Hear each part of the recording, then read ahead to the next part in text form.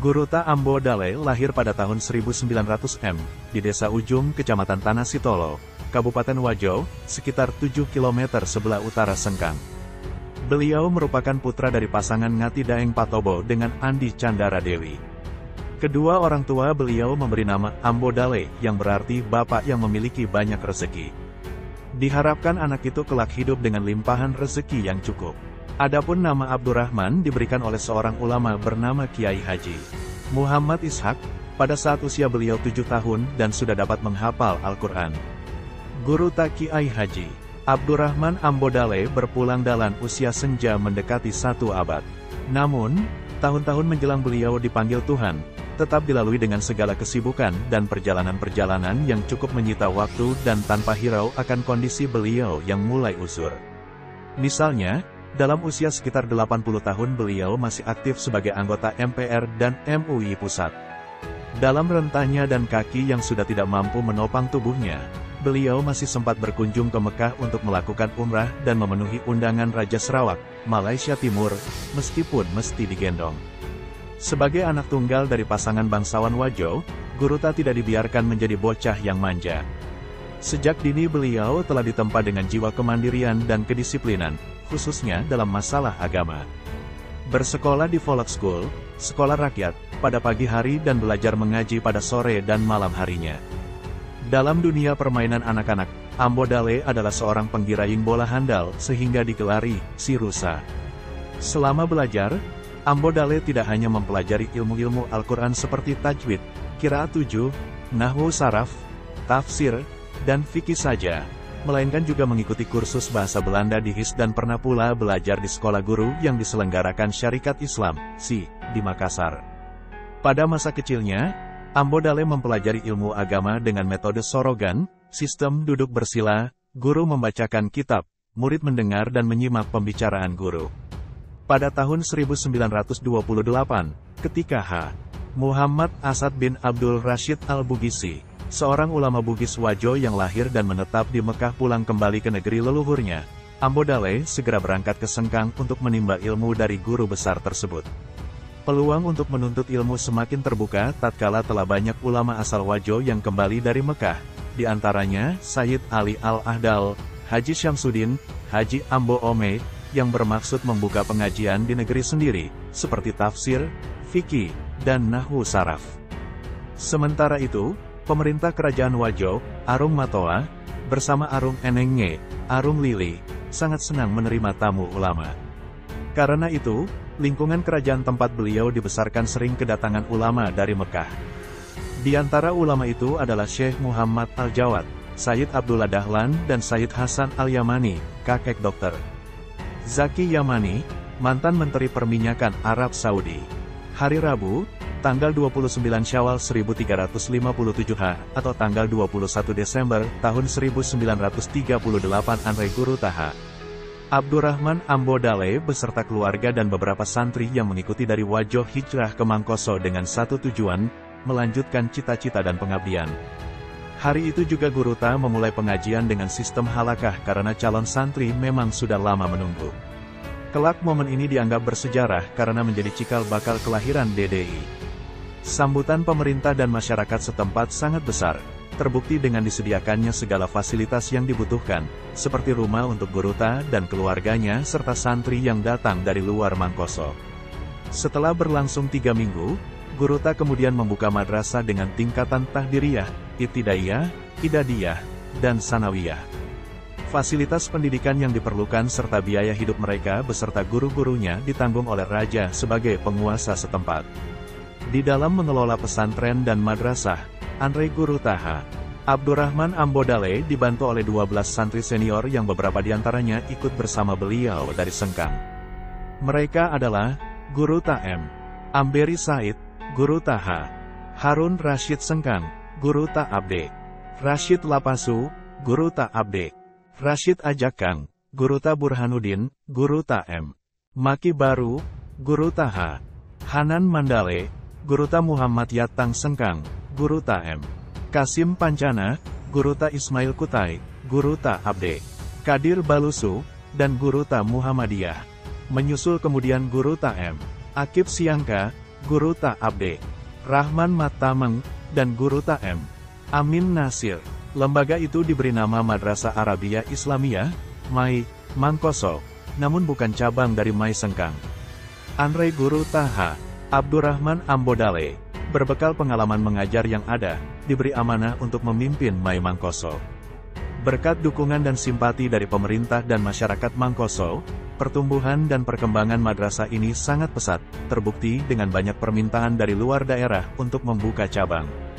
Andre Guruta merespon permintaan itu, maka dibukalah cabang MAI Mangkoso di berbagai daerah. Namun, masalah mulai mengintai ketika Jepang masuk dan menancapkan kuku-kuku imperialis di bumi Sulawesi Selatan. Proses belajar dan mengajar di madrasah ini mulai menghadapi kesulitan karena pemerintah Jepang tidak mengizinkan pengajaran seperti yang dilakukan di madrasah. Untuk mengatasi masalah ini, Guruta Ambodale tidak kehilangan siasat.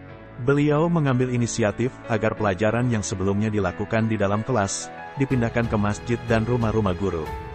Kaca daun pintu dan jendela masjid dicat hitam, agar pada malam hari cahaya lampu tidak tembus keluar. Setiap kelas dibagi dan diserahkan kepada seorang guru secara berkelompok, dan mengambil tempat di mana saja asal dianggap aman dan bisa menampung semua anggota kelompok. Sewaktu-waktu pada malam hari dilarang menggunakan lampu. Ajaib, dengan cara itu justru mengundang peminat yang kian bertambah, dan luput dari pengawasan Jepang.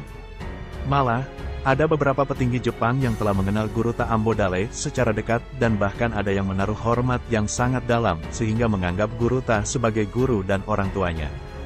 Demikianlah karisma Guruta Ambodale menembus sekat bangsa, suku, golongan dan strata dalam masyarakat sehingga beliau bisa merengkuh hati masa pendukungnya. Dunia Guruta adalah lautan ilmu dan pengabdian yang tak habis-habisnya. Masyarakat akan selalu terkesan bagaimana sang Andre Guruta selama bertahun-tahun mengayuh sepeda dari Mangkoso ke Parepare yang berjarak 30 km dan menjadi 70 km pulang pergi. Perjalanan panjang dan melelahkan itu dilakoninya tanpa mengeluh, karena beliau juga menjalankan tugas sebagai kadi di Parepare. Bagi orang lain, hal itu menjadi sesuatu yang sangat menguras tenaga. Namun, bagi Guruta Ambodale, jiwanya telah terbungkus dengan jiwa pengabdian dan kecintaan agama yang kukuh sehingga semua dijalani dengan ikhlas dan ridha.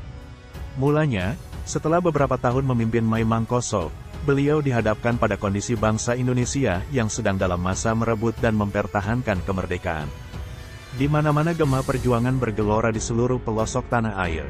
Guruta Ambodale terpanggil untuk membenahi sistem pendidikan yang menurutnya nyaris terbengkalai. Dia sadar selain bertempur melawan penjajah dengan senjata, berperang melawan kebodohan pun sama pentingnya.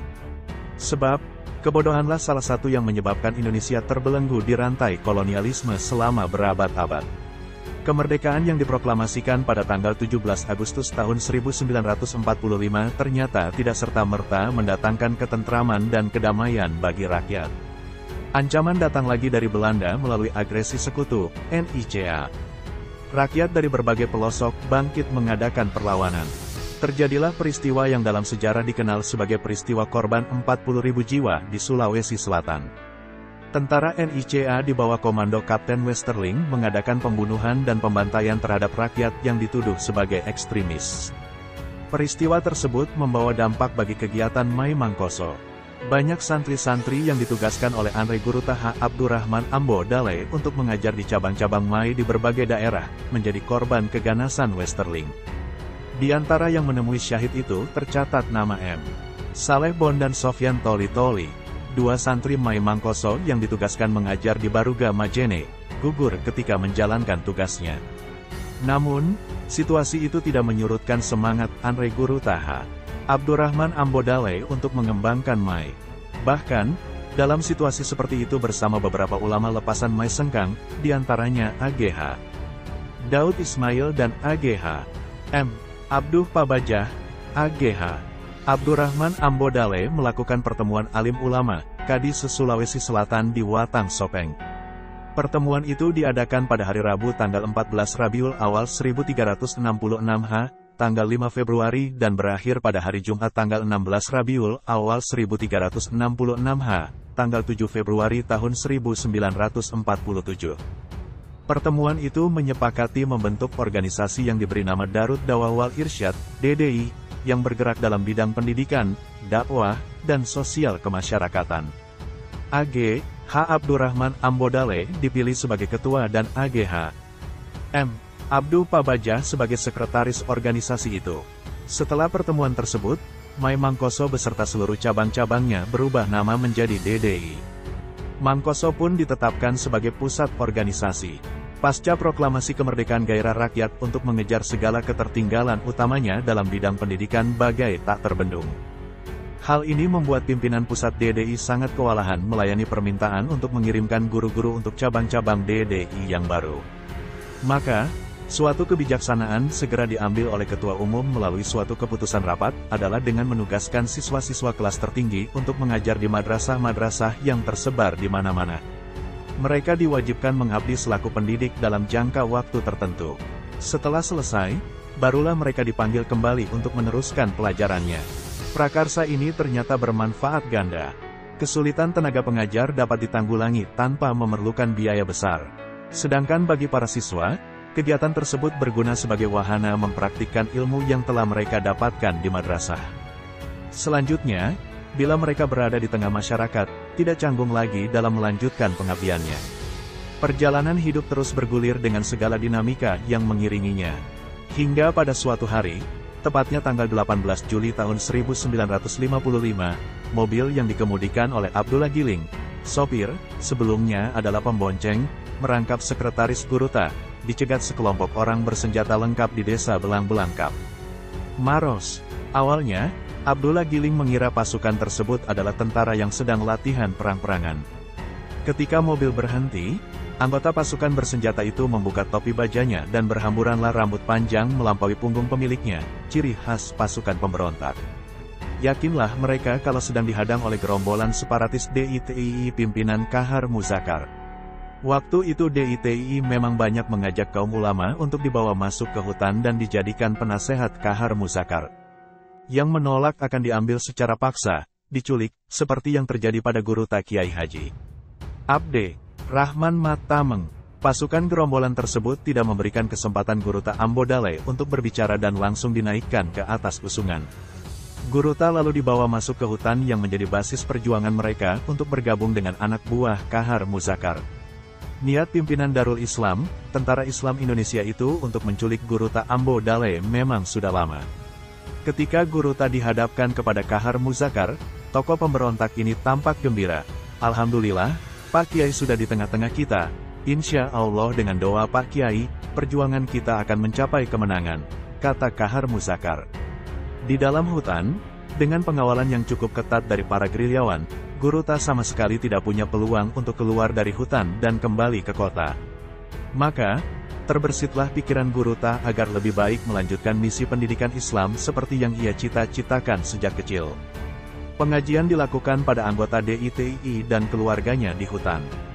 Guruta Ambodale dengan paham Ahlussunnah wal Jamaah tampaknya mendapat benturan dengan sebagian anggota Kahar Muzakar yang menganut faham Wahabi dan sebagiannya lagi tidak menghiraukan mazhab. Maka tidak mengherankan jika sering terjadi konflik antara beliau dengan Kahar Muzakar dan pengikut setianya.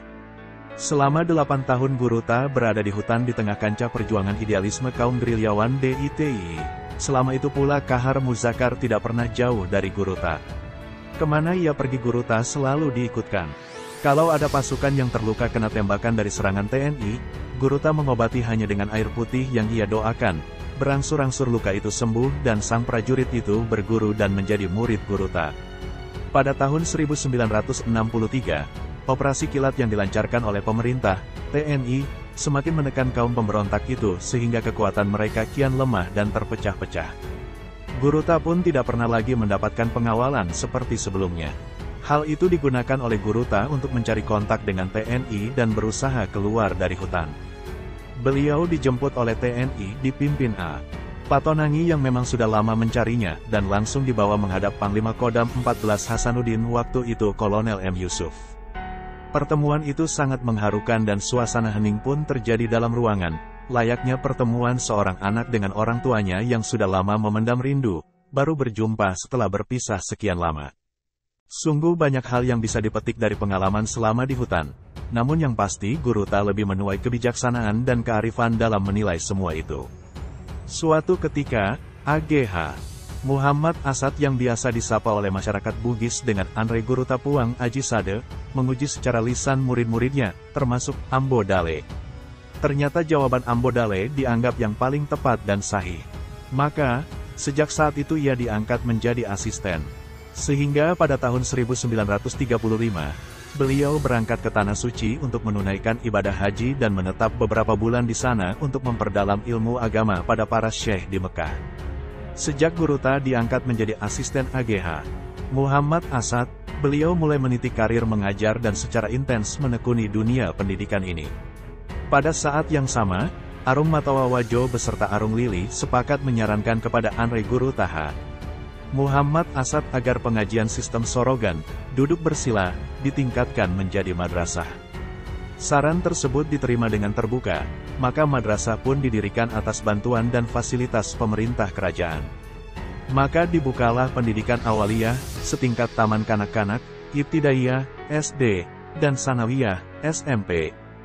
Perguruan itu diberi nama Madrasah Arabiyah Islamiyah disingkat Maisenggang, yang lambangnya diciptakan oleh Ambo Dale, dengan persetujuan AGH Asad dan ulama lainnya. Ambo Dale bahkan kemudian diserai tugas memimpin lembaga itu. Dalam waktu singkat, popularitas Maisenggang dengan sistem pendidikannya yang modern, sistem madrasah, menarik perhatian masyarakat dari berbagai daerah. Salah seorang yang tertarik dengan sistem pendidikan Maisenggang adalah H.M. Yusuf Andi Dagong, Kepala Swapraja Sopeng Riaja yang berkedudukan di Mangkoso. Maka ketika H.M. Yusuf Andi Dagong ini diangkat sebagai Arung Sopeng Riaja pada tahun 1932, ia pun lalu mendirikan masjid di Mangkoso sebagai ibu kota kerajaan. Namun, masjid itu selalu sepi dari aktivitas ibadah akibat rendahnya pengetahuan dan pemahaman masyarakat terhadap agama yang dianutnya. Untuk mengatasi hal tersebut, atas saran para tokoh masyarakat dan pemuka agama, diputuskan untuk membuka lembaga pendidikan, Angajiang, pesantren, dengan mengirim utusan untuk menemui Andre Guru Taha M. Asad di Sengkang. Utusan itu membawa permohonan kiranya Andre Guru Taha M. Asad mengizinkan muridnya, yaitu Guru Taha Abdurrahman Ambo Dale untuk memimpin lembaga pendidikan yang akan dibuka di Mangkoso. Ketika itu, di Sulawesi Selatan sudah ada beberapa tempat yang merupakan pusat pendidikan Islam dan banyak melahirkan ulama. Tempat-tempat tersebut adalah Pulau Salemo di Pangkep, Campalagian di Polmas, dan di Sengkang Wajo. Namun, bila dibandingkan dengan Salemo dan Campalagian yang menerapkan sistem tradisional, berupa pengajian halakah, mangaji tudang, Maisenggang memiliki kelebihan karena telah menerapkan sistem modern, madrasi, klasikal, di samping tetap mempertahankan pengajian halakah. Dan, itulah agaknya menarik minat pemerintah Swapraja Sopeng Riaja untuk membuka lembaga pendidikan dengan sistem yang sama dengan Maisenggang. Awalnya, permohonan itu ditolak karena Andre Guru Taha M. Asad tidak menghendaki ada cabang madrasahnya. Beliau khawatir keberadaan madrasah yang terpencar menyulitkan kontrol sehingga dapat mempengaruhi kualitas madrasahnya. Namun, setelah melalui negosiasi yang alot, akhirnya keputusan untuk menerima permohonan Arung dan masyarakat Sopeng Riaja itu diserahkan kepada Guru Taha Abdurrahman Ambo Dale. Tahun 1950, AGH Abdurrahman Ambo Dale yang berusia 50 tahun itu, akhirnya pindah ke Parepare meninggalkan Mangkoso yang syarat kenangan yang semakin meneguhkan sosok Guruta dalam kiprah menegakkan agama Islam lewat media pendidikan. Beliau membangun rumah dan menetap di Ujung Baru bersama keluarganya dan pada tahun itu pula pusat Darut Dawah wal Irsyad diboyong ke Parepare, dengan menempati sebuah gedung yang cukup representatif di sebelah selatan Masjid Raya. Gedung tersebut adalah pemberian Arung Maulu Setasi. Tak berapa lama kemudian, dibangun perguruan di Jalan Andi Sinta Ujung Baru Parepare, depan Masjid Al-Irsyad, bersebelahan dengan rumah kediaman Guruta. Setelah itu, Guruta pindah ke Ujung Lare, lereng gunung, yang diperuntukkan bagi santri putra. Sedangkan untuk santri putri, tetap di Ujung Baru. Sementara DDI di Mangkoso tetap berjalan seperti biasa dan dikelola oleh pemimpin yang baru, yakni Kiai Haji Muhammad Amberi Said. Secara geografis kota Parepare amat strategis untuk menjadi pusat kegiatan organisasi dan pendidikan. Terletak di tepi pantai, kota itu memiliki pelabuhan alam yang syarat dilabuhi kapal-kapal berbagai ukuran, baik dari dalam negeri maupun dari mancanegara. Kondisi ini menunjang perkembangan DDI dalam kiprah pengabdiannya. Untuk itu, manajemen organisasi DDI disempurnakan sesuai dengan kebutuhan. Muktamar sebagai institusi tertinggi organisasi ditetapkan 2 tahun sekali. Badan-badan otonom didirikan, antara lain, Fityanud Dawah wal Irsyad, FIDI, bergerak di bidang kepanduan dan kepemudaan, Fatayat Darut Dawah wal Irsyad, FADI, untuk kaum putri dan pemudi, Ummahatut Dawah wal Irsyad, Ummahat, bagi para ibu. Dibentuk pula Dewan Perguruan yang mengatur pengelolaan madrasah dan sekolah, termasuk pengangkatan guru-guru dan penyusunan kurikulum. Sistem pendidikan disesuaikan dengan kemajuan zaman. Dalam kesibukannya memimpin organisasi dan perguruan itu, AG H. Abdurrahman Ambodale tidak melalaikan kewajibannya sebagai warga negara yang taat. Ia bersama Kiai Haji Fakih Usman dari Departemen Agama Pusat dipercayakan oleh pemerintah RI membenahi dan merealisasi pembentukan Departemen Agama Provinsi Sulawesi. Tugas itu dapat dilaksanakan dengan baik berkat ketekunan dan kesabarannya. Sebagai kepala Depak yang pertama, diangkat Kiai Haji Syukri Ghazali, sedangkan beliau sendiri diangkat menjadi Kepala Kantor Urusan Agama Kabupaten Parepare pada tahun 1954, menggantikan Kiai Haji Zainuddin Daeng Mabunga yang dialih tugaskan ke Makassar. Keteguhan sikap Andre Guruta tak lekang di setiap peristiwa dan pergolakan yang beliau lalui dalam perjalanan hidupnya. Ketika terjadi pemberontakan G30 SPKI, Guruta Ambodale yang ketika itu berdomisili di Parepare, tak bergeming dan tetap kukuh dengan prinsip dan keyakinannya. Pada waktu itu Andre Guruta berpesan pada santrinya agar tetap berpegang teguh pada akidah Islam yang benar, jangan terpengaruh dengan gejolak yang terjadi dalam masyarakat. Secara fisik, Andre Guruta H. Abdurrahman Ambodale tidak pernah secara langsung memanggul senjata melawan penjajah. Namun, kediamannya tak pernah sepi dari para pejuang yang minta didoakan keselamatannya. Misalnya, ketika Laskar Pemuda Pejuang Sulawesi Selatan yang tergabung dalam Tentara Republik Indonesia Persiapan Sulawesi, TRIPS, di bawah pimpinan Andi Matalata hendak melakukan ekspedisi ke Jawa pada tahun 1946, mereka menemui Andre Guruta untuk didoakan keselamatannya dalam memperjuangkan bangsa dan negara. Demikian juga saat mereka kembali dari Jawa dan hendak melakukan konferensi kelasikaran di Paceke pada tanggal 20 Januari tahun 1947, atas mandat Jenderal Sudirman. Kebetulan, letak Mangkoso bersebelahan dengan Paceke, tempat berlangsungnya konferensi yang melahirkan Divisi Tri Sulawesi Selatan, Tenggara, sebagai cikal bakal Kodam 14 Hasanuddin, sekarang Kodam 7 Wirabuana. Pada tahun 1977, pemilu kedua berlangsung selama zaman Orde Baru. Pada waktu itu, kondisi politik Indonesia terasa sangat panas. Baranyanya pun bergulir sampai ke kampus DDI Ujung Lare Parepare. Berkaitan dengan peristiwa pemilu ini, Guruta berada dalam kondisi yang cukup dilematis. Keadaan memaksa beliau untuk memilih. Atas dasar demi menyelamatkan organisasi dari tekanan pemerintah yang cukup represif, akhirnya AGH Abdurrahman Ambodale menyatakan diri bergabung dengan golongan karya, Golkar, partai politik yang berkuasa saat itu. Itu pun setelah melalui perenungan dan kontemplasi yang matang dan didahului dengan salat istihoroh, untuk memohon petunjuk ilahi Rabi agar dapat menentukan dan memilih jalan yang terbaik. Guruta Kiai Haji Ambodale memilih ikut bersama dengan pemerintah membangun bangsa dan negara, daripada harus berseberangan jalan. Meskipun pilihan politik itu bersifat pribadi, tidak membawa DDI sebagai lembaga, tapi tampaknya sikap ini tidak mengembuskan angin segar dalam internal warga DDI. Di antara tokoh DDI dan murid-muridnya banyak yang tidak setuju dengan sikap yang diambil Guruta. Sikap itu dianggap sudah keluar dari garis perjuangan DDI. Hal itu berdampak pada keterpecahan sikap dari para santri tempat beliau memimpin. Peristiwa ini memberi dampak serius terhadap mekanisme pendidikan di pesantren DDI Ujung Lare dan Ujung Baru Parepare yang dipimpin langsung oleh Guruta. Kedua kampus itu nyaris kosong ditinggalkan oleh santri-santri yang tidak bisa menerima sikap politik Guruta. Akhirnya para santriwati yang tadinya tinggal di Ujung Baru ditarik ke Ujung Lare untuk bergabung dengan santri putra yang masih bertahan. Peristiwa tersebut membuat Guruta sangat kecewa sehingga hampir saja membuatnya hijrah ke Kalimantan Timur. Ketika itu, pemerintah daerah dan masyarakat di sana menunggunya. Isu ini sempat tercium oleh Bupati Pinrang, Andi Patonangi. Beliau lalu menawarkan kepada Guruta sebuah kawasan di daerahnya untuk dijadikan pesantren. Tahun 1978, akhirnya Guruta hijrah lagi ke Pinrang, tepatnya di Desa Kabalangan. Itulah awal berdirinya pesantren Kabalangan Kabupaten Pinrang yang dipimpin langsung oleh beliau. Sedangkan pesantren di Parepare diserahkan kepada Kiai Haji Abu Bakar Zainal.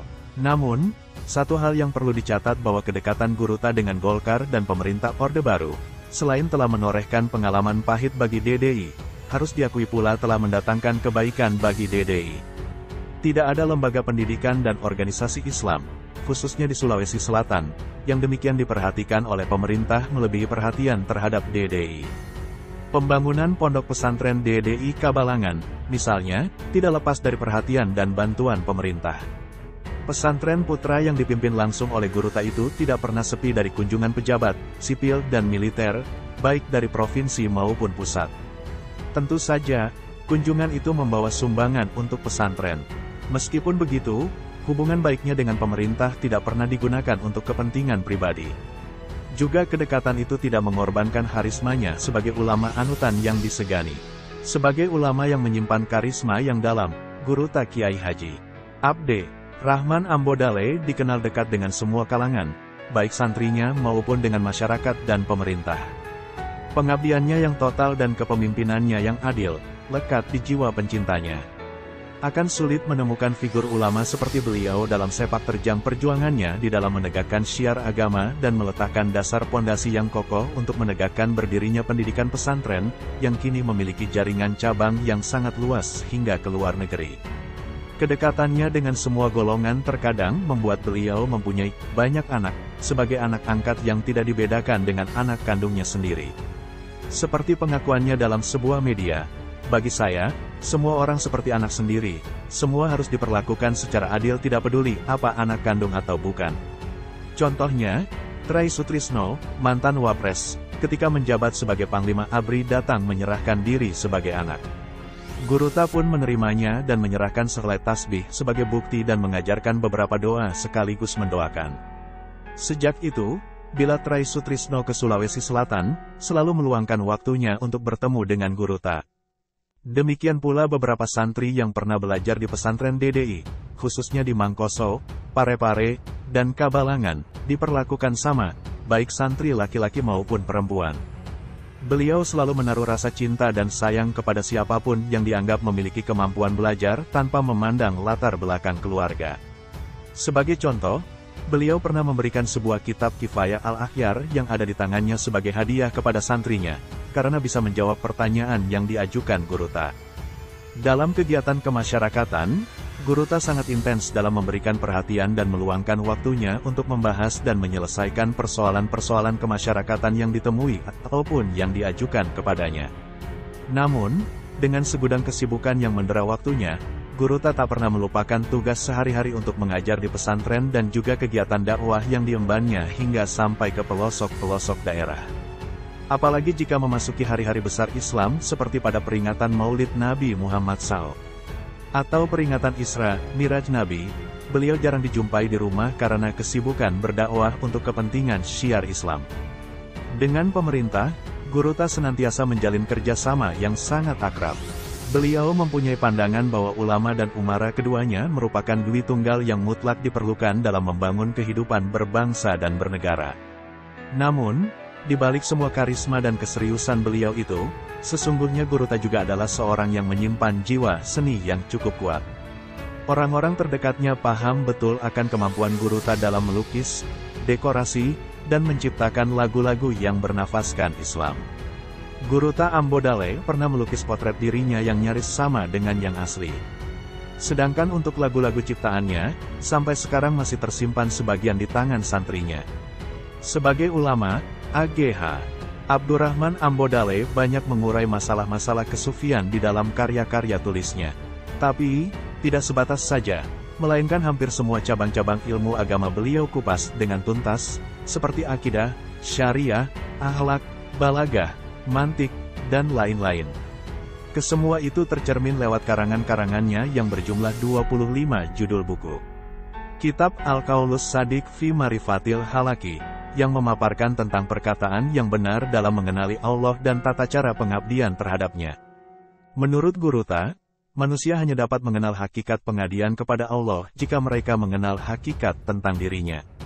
Untuk mengagungkan Allah, tidak hanya berbekalkan akal logika saja, tapi dengan melakukan zikir yang benar sebagai perantara guna mencapai makrifat kepada Allah.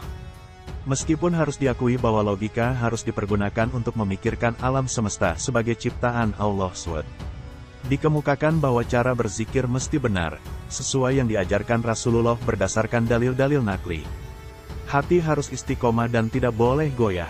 Pendirian dan sikap akidah tercermin dalam kitab Ar-Risalah Al-Bahiyah fil Aqail Islamiyah yang terdiri dari 3 jilid.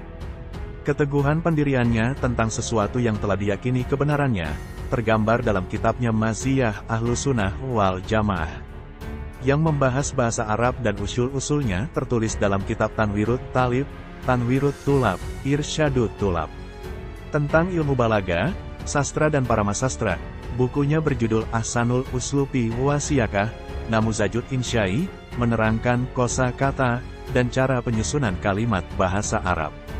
Kitab Sulamul Lughoh menerangkan kosakata, percakapan dan bacaan. Yang paling menonjol adalah kitab Irsyadul Salih, yang menerangkan penjelasan rincian, syarah atas bait-bait kaidah ilmu nahwu. A.G.H. Abde Rahman Ambo Daley juga mengarang pedoman berdiskusi dalam bahasa Arab, yakni kitab Miftahul Muzakarah dan tentang ilmu mantik, logika, dalam kitab Miftahul Fuhum fil Miyarif Ulum. Aktivitas tulis-menulis yang dilakukan oleh Guru Ta kiranya tidak terlalu berat, karena panggilan untuk mengukirkan gagasan dalam kanvas sudah beliau lakoni sejak berumur 20 tahun.